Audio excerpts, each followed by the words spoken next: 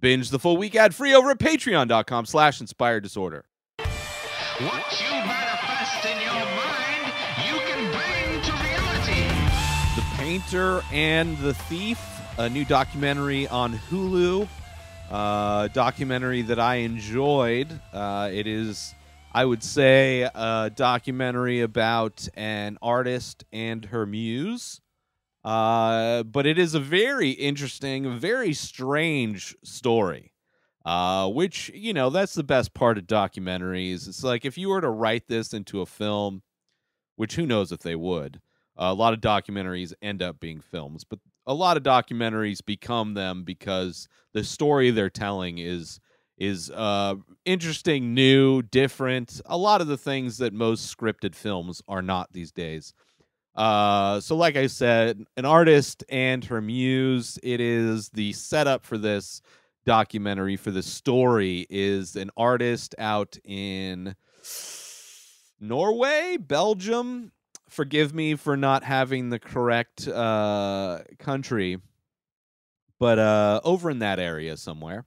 It's this artist, this oil painter, who has this exhibit, and one of her actually two of her paintings are stolen, and the thieves were caught on CCTV cameras, and one of them was caught and arrested.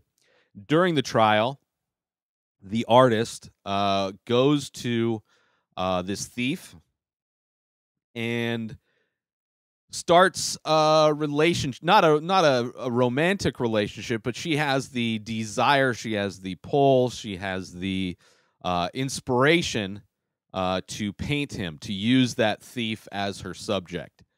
And it's a very strange relationship because she's the artist. She's not a famous artist. She's not making tons of money. And, you know, but she has this desire to capture this thief in her work, and also get to know him better. And hopefully, I think her angle was to try and find out where her paintings are. And he was high at the time. He doesn't remember what happened, but he did know that he loved those paintings and had seen them before he stole them, and was surprised when he found out that the building he broke into had those paintings, which who knows how much that is true. It does not matter, however. So she's not really getting the answer she wants, but he is providing her with a lot of inspiration. He does, in all of the ways, become her muse, and it seems like she starts producing a new series of art based on this thief. But it's also, you get to see this relationship. So, and the first part, this movie documentary has three parts, I would say. The first part of this film is really telling the story through her perspective, their interactions, all that's going on. It's her wanting to, you know, get to know this guy, paint him, and talk to him, get to know him better. Eventually, there's an event that happens, and then it goes back and starts to tell the story through his perspective, and how, you know, he doesn't know what happened, and it's strange to him that this artist wants to paint him and capture him in her work. And he has his own issues. You realize as this documentary goes that they both have their issues. You see him through her eyes, and you see the kind of person that he is, and his problems, his self-destructive nature with drugs, and also just being dangerous in cars. He was in multiple car accidents, and he's just a guy that lost his way and is addicted to drugs, has an addiction, and is just very self-destructive. And then when you're seeing it through his eyes, he's describing who he finds her to be. And she's not perfect either. I mean, most artists have problems, but she, before this series, was in an abusive relationship. She lost faith in her ability to create art, probably through the person she was with, got in a relationship with this other guy who also is a voice in this story later on. But he gives her the confidence, or being with him, she finds her confidence again to start painting. But you see when he starts to tell the audience his observations of her, you realize that she has a similar self-destructive nature in that she's attracted to dangerous men, which is people who have received damage and trauma tend to repeat those things over time unless they, get therapy, which she does not want to get. And he ends up getting forcibly from that event. But it is interesting. It's interesting the structure of how it's told. You get to see both sides of the coin. You get to understand why she wants to pursue this strange relationship so bad, because she's attracted to him, because she's attracted not necessarily in a romantic way, but there is definitely he becomes her muse. He is the reason she's inspired to do all these works, and it's because he is damaged. And she's attracted to that damage because of trauma in her life. So it's a very, like, tonally, it's a very strange. Their relationship obviously not normal. It's it's very much like, it doesn't, I mean, it makes more sense when you start to hear his perspective on her.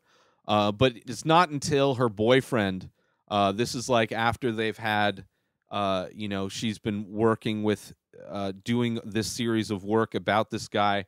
And after this event that happens where she ends up taking care of the thief, he gets in an accident, and she ends up taking care of him because he doesn't have anybody else. He's, kind of pushed everybody away, and or people have given up on him because he's so self-destructive.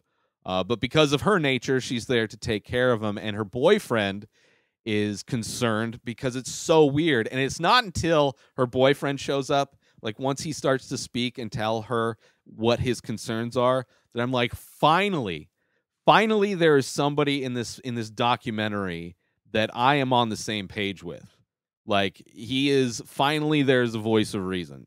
He's finally saying what's in my head, that this is an extremely strange relationship, because it is so personal and so intimate, with her spending so much time painting this guy, and her just kind of obsession with finding out more about him, and just, you clearly can see that she has like this attraction to the bad boy kind of a thing. So it was good that the boyfriend finally shows up and brings kind of a balance, and kind of makes me feel like I'm not the crazy one watching this documentary. But later you find out that during his recovery, that she actually did research, and she found out who the other thief was, because there were two people that stole the paintings, but only one of them got caught.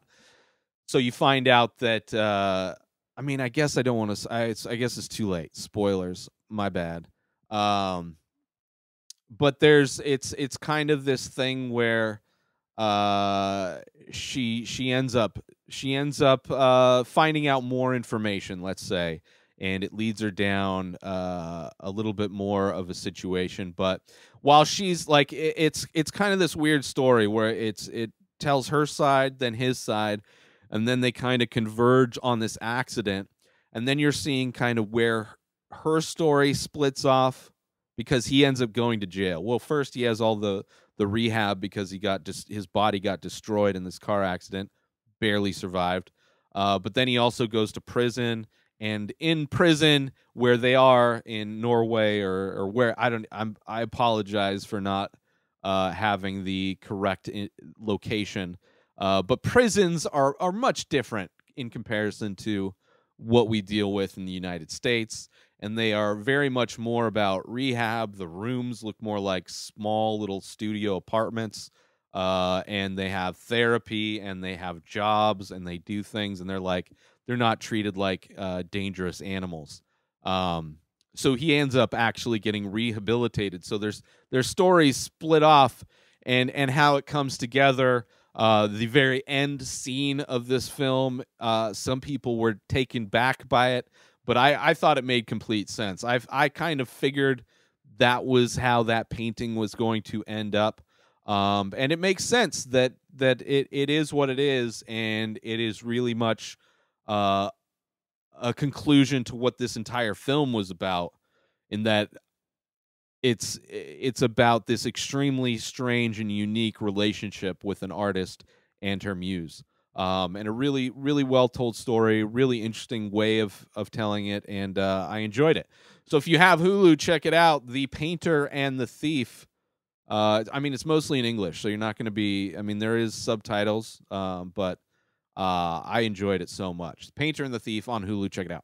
Get yourself 2 free audiobooks through Audible when you go through my link, inspireddisorder.com/audible. That gives you 1 free book per month if you stay with the service, but 2 free books when you sign up through my link, inspireddisorder.com/audible. Get your books, get Audible originals, guided wellness programs, news, and so much more. Get your 2 free books now when you sign up through my link, inspireddisorder.com/audible. New episodes of The Ray Taylor Show come out every single day. Subscribe on IGTV, YouTube, and everywhere else podcasts are found. Binge the full week ad-free over at patreon.com/inspireddisorder. Buy Ray Taylor Show merch over at inspireddisorder.com, and follow the show on Instagram at Ray Taylor Show. Have a wonderful day, everybody. Peace out!